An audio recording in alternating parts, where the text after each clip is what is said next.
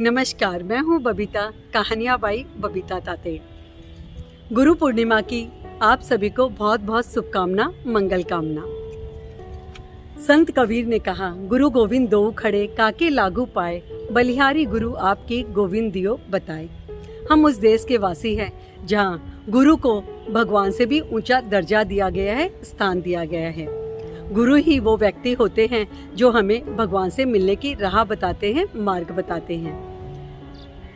श्रमण संस्कृति और वैदिक संस्कृति दोनों में ही गुरु पूर्णिमा का बहुत ही महत्व है। वैदिक संस्कृति में कहा गया कि संत वेद व्यास का जन्म आज के दिन हुआ था।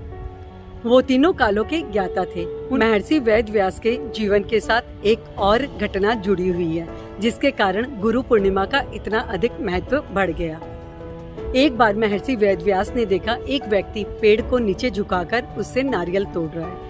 महर्षि वेद व्यास को जानने की इच्छा हुई। उन्होंने उसका पीछा किया। वो व्यक्ति भील जाति का एक गरीब व्यक्ति था। बहुत दिन पीछा करने के बाद आखिरकार महर्षि उसके घर पहुंच जाते हैं। उन्होंने देखा कि वो व्यक्ति वहाँ पर नहीं है, लेकिन उसका पुत्र वहाँ था। महर्षि ने सारी बात उन्हें बताई और कहा, मुझे वो मंत्र चाहिए। उस भील के पुत्र ने कहा, ठीक है, आप कल सुबह आ जाइए, मैं आपको वो मंत्र दे दूंगा।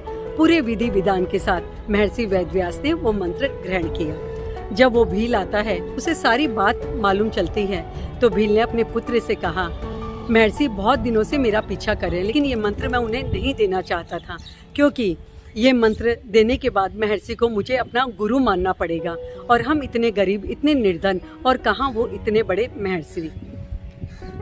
तुमने ये मंत्र उन्हें दे दिया। यदि वो तुम्हें अपना गुरु नहीं मानते हैं तो ये मंत्र कभी फलित नहीं हो सकता। तुम जाओ और महर्षि से जाकर जानकारी लो कि वे तुम्हें गुरु तुल्य स्थान देंगे या नहीं। दूसरे दिन भील पुत्र महर्षि की सभा में पहुंच जाता है। महर्षि व्यास विद्वजनों के साथ चर्चा में मग्न थे। जैसे ही उन्होंने भील पुत्र को देखा, वे अपने स्थान से उठते हैं, उनका पाद प्रक्षालन करते हैं, उन्हें उचित सम्मान देते हैं, आदर देते हैं और उच्च स्थान पर बैठाते हैं। उनके चरणों में स्वयं बैठते हैं। यह देखकर भील पुत्र को बड़ी प्रसन्नता होती है। उसे लगता है कि मेरा दिया गया मंत्र अब फलित होगा। वो आकर अपने पिता को सारी बात बताता है। देखा ना, संत शिरोमणि महर्षि व्यास ने भी जिससे कुछ भी सीखा उसे अपना गुरु माना और उसे गुरु तुल्य स्थान दिया, उच्च स्थान दिया। ये है गुरु पूर्णिमा की महिमा। आषाढ़ी पूर्णिमा का महत्व इसलिए और अधिक बढ़ जाता है कि हम छोटी सी भी चीज किसी से भी सीखें तो उसे अपना गुरु जरूर माने, अपनी कृतज्ञता जरूर ज्ञापित करें। श्रमण संस्कृति, जिसमें दो धाराएं हैं, जैन संस्कृति और बौद्ध संस्कृति, दोनों ही संस्कृतियों में गुरु पूर्णिमा का बहुत अधिक महत्व बताया गया है। जैन संस्कृति को ले तो उसकी एक शाखा तेरापंथ, जिसकी स्थापना आषाढ़ी पूर्णिमा के दिन हुई। तेरापंथ के आद्य प्रवर्तक आचार्य श्री भिक्षु ने आज ही के दिन तेरापंथ का नामकरण किया था।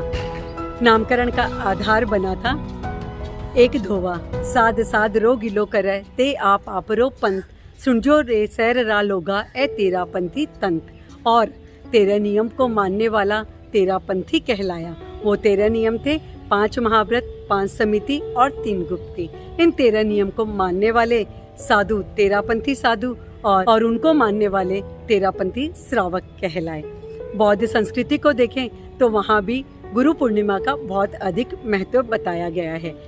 भगवान बुद्ध के अनुसार सच्चा शिष्य वही होता है जो गुरु को उच्च स्थान देता है। गुरु के लिए उसके मन में सम्मान होता है, तभी वह सच्ची शिक्षा ग्रहण कर सकता है।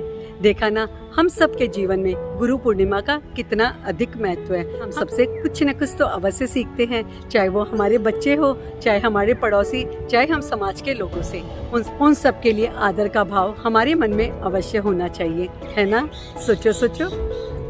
एक बार आप सभी को गुरु पूर्णिमा की बहुत बहुत शुभकामनाएं।